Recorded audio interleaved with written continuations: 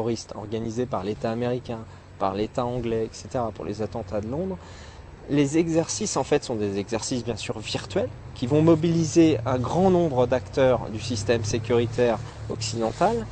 Et c'est pendant ces exercices que le réel sort du virtuel.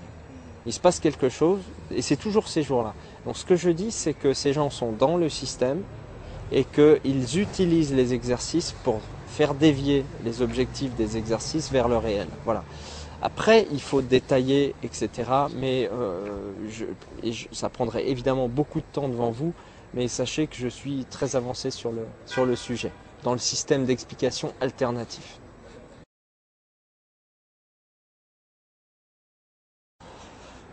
Moi, ça me touche plus parce que franchement, c'est tellement, c'est tellement ridicule et c'est tellement classique. Ça fait partie du système de décrédibilisation que j'évoquais, qui fonctionne pour les régimes comme pour les individus. Il est évident qu'il y a des gens qui sont de droite, de gauche, de sensibilités différentes. Pour moi, ce qui compte, c'est que ce sont les gens qui cherchent à comprendre, qui pensent telle ou telle chose sur tel ou tel sujet. Peu m'importe, ce qui m'intéresse, c'est que ce sont des gens sur ce sujet, et sur un sujet qui est capital, qui est la compréhension de la place du terrorisme international, de ce concept qui pour moi est fabriqué par un État, les Américains, dans la géopolitique mondiale. C'est ça qui est important.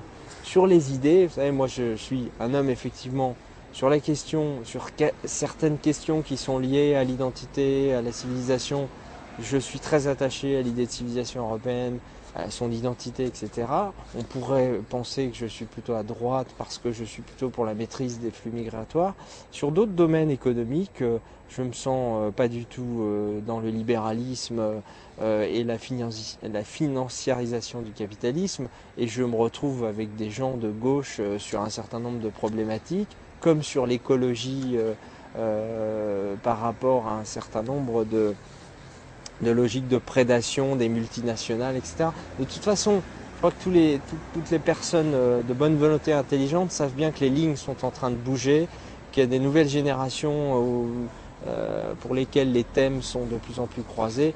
Et donc, je crois qu'il ne faut pas faire attention à ces critiques, elles sont ridicules, au point d'accuser quelqu'un d'aussi indépendant, libre et intelligent que Mathieu Kassovitz de négationnisme.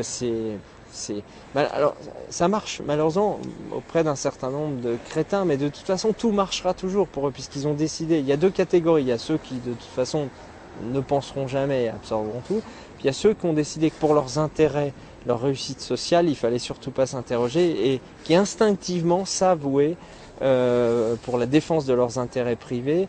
Ça c'est l'esprit pour le coup un peu bourgeois, petite bourgeoisie, défense des intérêts privés. Donc ils auraient une espèce d'instinct de protection qui les mènerait vers la conformité. Voilà. Nous ne sommes pas des conformistes et on l'assume.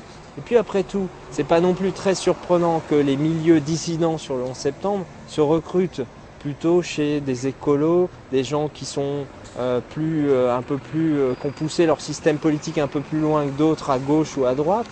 Parce qu'au fond, c'est des gens qui sont plus sur le terrain de la conviction que de l'intérêt.